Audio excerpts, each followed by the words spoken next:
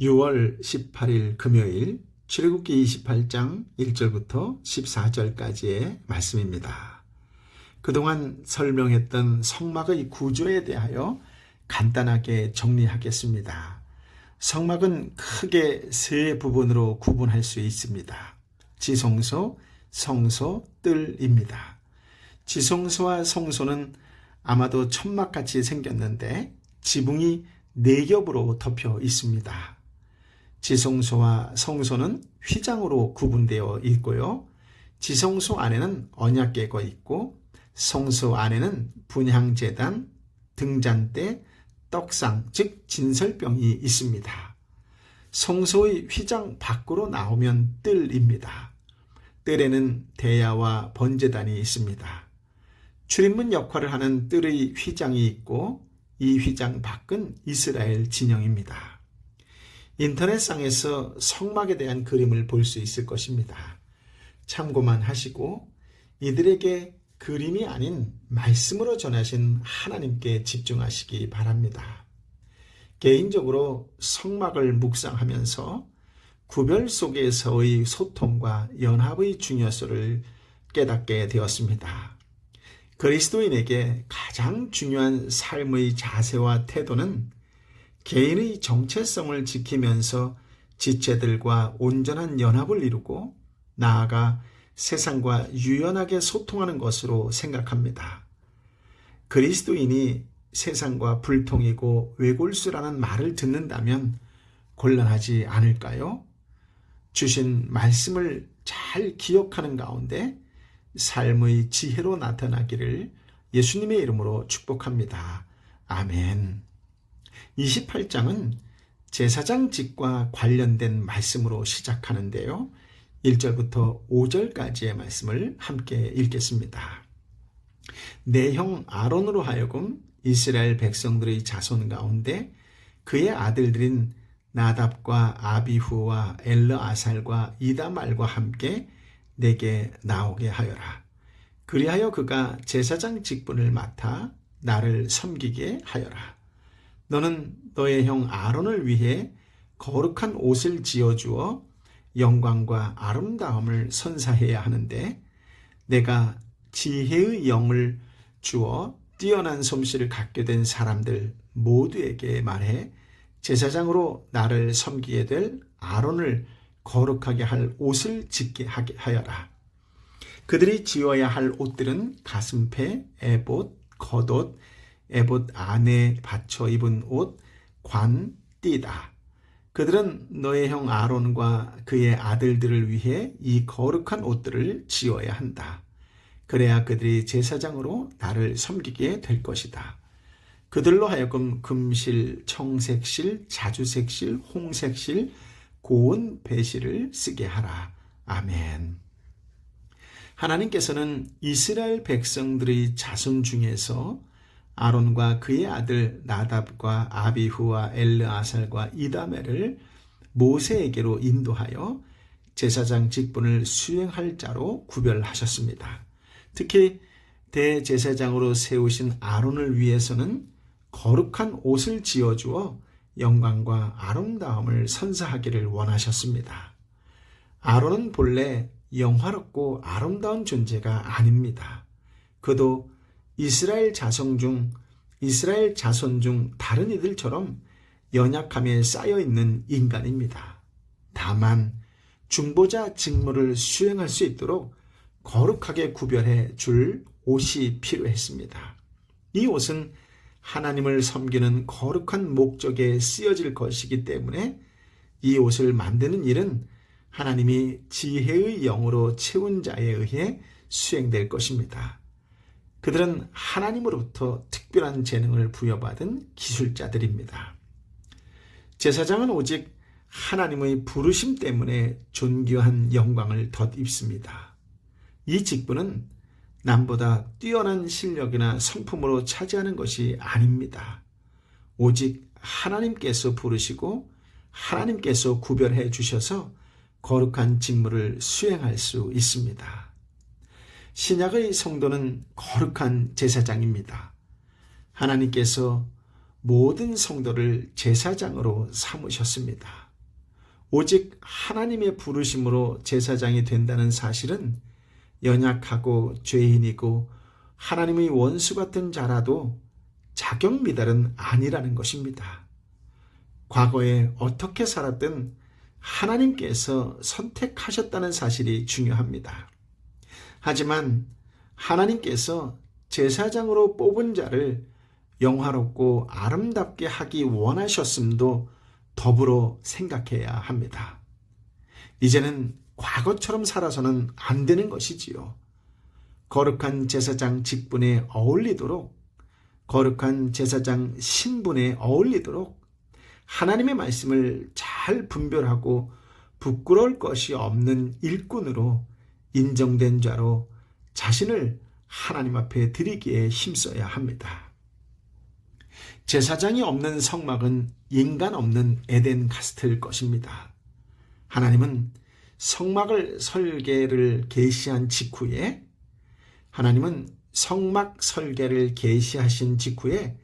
제사장들을 세우셨습니다. 제사장은 사람 가운데 취한 자이며 사람을 위하여 직무를 수행하지만 오늘 본문은 하나님을 위해 직무를 수행한다는 점을 강조합니다. 제사장이 사람만 섬긴다면 굳이 백성과 다른 옷을 입힐 이유가 없겠지요. 백성과 똑같은 옷을 입는 것이 좋을 것입니다. 하지만 하나님을 위한 직무이기 때문에 하나님을 아련하기에 합당한 예복이 필요합니다. 자기 취향이나 편한 옷을 스스로 선택할 수 없고 반드시 하나님의 법도에 따라 가슴패, 에봇, 겉옷, 에봇 안에 받쳐 있는 옷, 관, 띠를 갖추어야 직무를 행할 수 있습니다. 제사장의 옷은 8가지입니다만 4절은 6가지만 소개했습니다. 이후 36절에 언급합니다만 금으로 만들어 관의 정면에 아로새긴 패와 다른 하나인 42절 이하에 소개하는 세마포로 만든 속옷이 있습니다. 참고로 4절에 열거된 6가지 옷들은 소개하는 순서일 뿐 옷을 입는 순서는 아닙니다. 이사야 61장 10절 말씀에 이렇게 나옵니다. 나는 여호와를 생각하면 매우 기쁘다. 내 영혼이 내 하나님을 생각하면 매우 즐겁다. 마치 신랑에게 제사장의 터번을 씌워주고 신부에게 보석을 달아서 단장하듯이 그가 구원의 옷을 내게 입히셨고 정의의 긴 옷으로 둘러주셨기 때문이다. 아멘.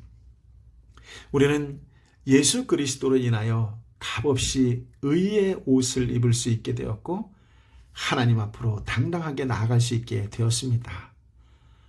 왕 같은 제사장이 되었습니다. 그렇습니다.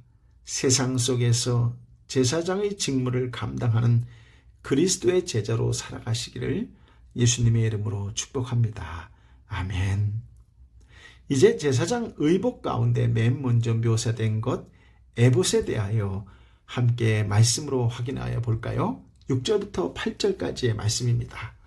금실, 청색실, 자주색실, 홍색실과 고운 배실로 에봇을 만들되 정교한 솜씨로 해야 한다.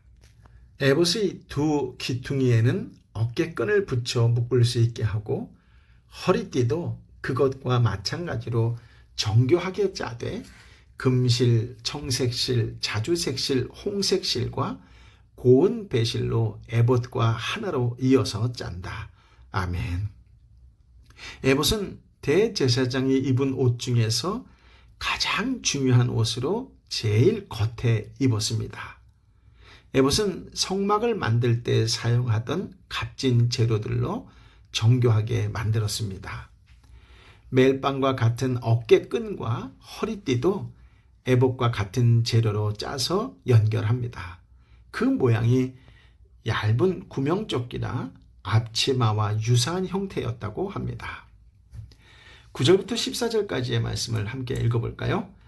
호마노 보석 2개를 가져다가 그 위에 이스라엘 아들들의 이름을 새기는데 태어난 순서에 따라 한 보석의 6 이름을 또 한 보석에 나머지 6 이름을 새긴다. 이 2 보석 위에 이스라엘의 아들들 이름을 새기는 것은 보석 세공사가 인장을 새기는 것 같이 하여라. 그러고 나서 이 보석들을 금틀에 박고 이스라엘 아들들을 기억나게 하는 보석으로 에봇의 어깨끈에 붙인다. 아론이 여호와 앞에서 그 어깨에 이 이름들을 달아 기억나게 하는 것이다. 또 금틀을 여러 개 만들고 순금으로 노끈 같은 사슬 2개를 따 만들어 그 틀에 붙인다. 아멘.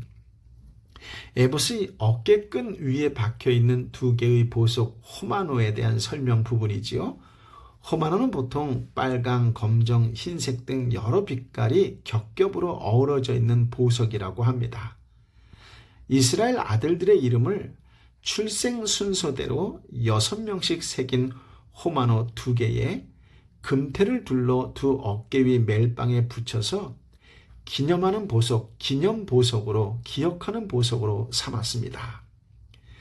이스라엘 아들들이란 단순한 야곱의 12 아들들이 아닌 이스라엘 전체 지파를 가리킵니다.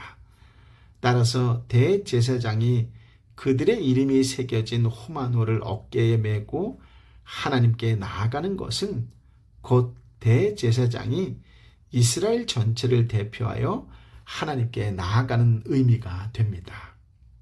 아론이 여호와 앞에서 섬길 때 이스라엘 12지파를 기억하게 생각하게 한 것입니다.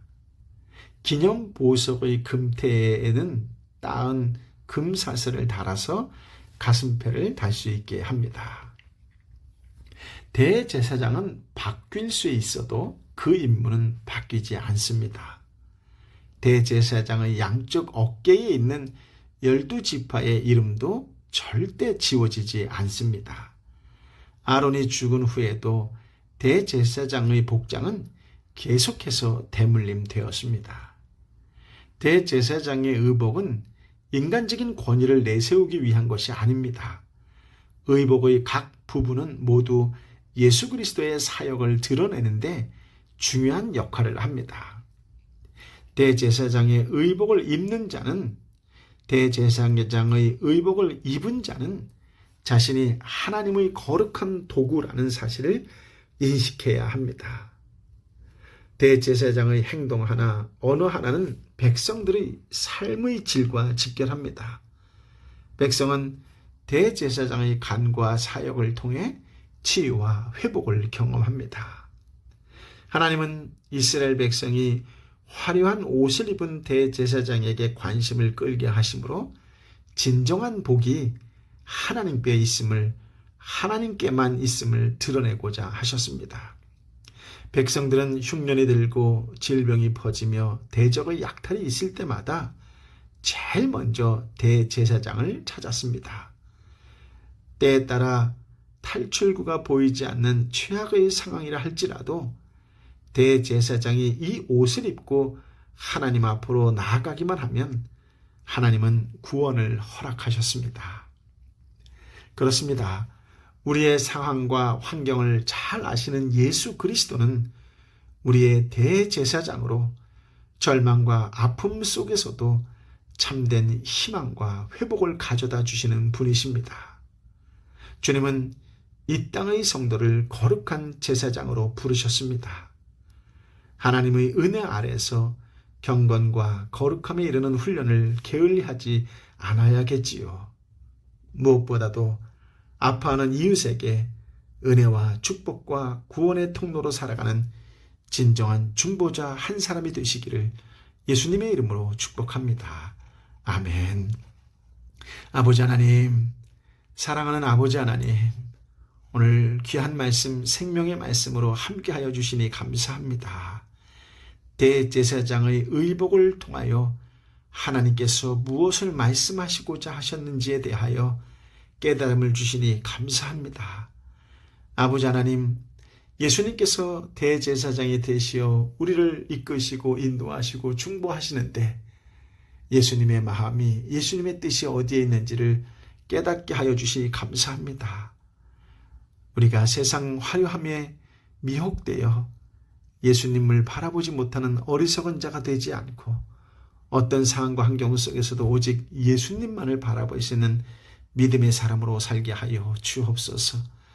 구별하여 주시는 하나님의 뜻을 알게 하여 주시어서 우리는 거룩한 것과 거룩하지 않는 것을 구별할 수 있는 믿음의 사람으로 성령께서 지혜를 더하여 주시어서 분별할 수 있는 하나님의 사람으로 살게 하여 주옵소서. 바라고 원하고 간절히 기도하옵기는 성령 하나님 지혜와 능력으로 덧입혀 주옵소서.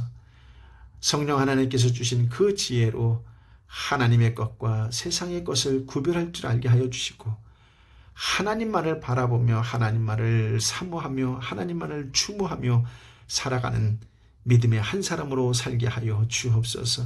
더 이상 과거에 얽매이는 어리석은 자가 아니라 구원받은 자로 중생한 자로 하나님의 뜻을 아는 자로 살아가는 하나님의 사람, 성령의 사람, 예수의 사람이 되게 하여 주옵소서. 바라고 원하옵기는 이 땅에 아파하고 힘들어하고 지쳐있는 영혼들을 위하여 기도하는 진정한 중보자가 되기를 원합니다.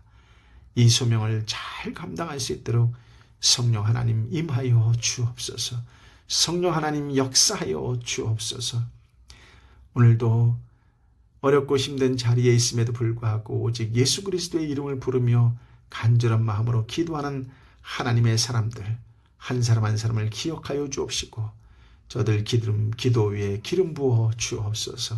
하나님의 놀라운 은혜 가운데에 치유와 회복을 경험할 수 있도록 복의 복을 더하여 주옵소서. 이제는 길이요 진리요 생명 되신 우리 주님 예수 그리스도의 은혜와 아버지 하나님의 크신 사랑과 성령 하나님의 위로 역사 교통 충만하심이 주신 말씀에 온전히 순종하여 이 땅의 중보자로 살겠습니다라고 다시 한번 결단하고 결심하는 하나님의 사람들 한 사람 한 사람 머리 위에 저들이 눈물로 함께 기도하는 삼터와 일터와 공동체와 선교사님과 선교지 위에 이제부터 영원토록 함께하여 주옵기를 간절히 축원하옵나이다. 아멘.